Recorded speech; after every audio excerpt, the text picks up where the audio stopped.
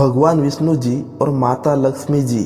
एक बार भगवान विष्णु जी शेषनाग पर बैठे बैठे बोर हो गए और उन्होंने धरती पर घूमने का विचार मन में किया। वैसे भी कई साल बीत गए थे। धरती पर आए और वह अपनी यात्रा की तैयारी में लग गए। स्वामी को तैयार होता देखकर लक्ष्मी माँ ने पूछा, आज सुबह सुबह कहाँ जाने की तैयारी हो रही है? विष्णु जी ने कहा, लक्ष्मी मैं धरती लोक पर घूमने जा रहा हूँ। तो कुछ सोचकर लक्ष्मी माँ ने कहा, ए देव, क्या मैं भी आपके साथ चल सकती हूँ? भगवान विष्णु ने 2 पल सोचा, फिर कहा, एक शर्त पर तुम मेरे साथ चल सकती हो। तुम धरती पर पहुंचकर उत्तर दिशा की ओर बिल्कुल मत देखना। इसके साथ ही माता लक्ष्मी ने आ करके अपनी मनवा ली और सुबह सुबह माँ लक्ष्मी और भगवान विष्णु धरती पर पहुंच गए। अभी सूर्य देवता निकल रहे थे। रात बरसात होकर हटी थी। चारों ओर हरियाली ही हरियाली थी।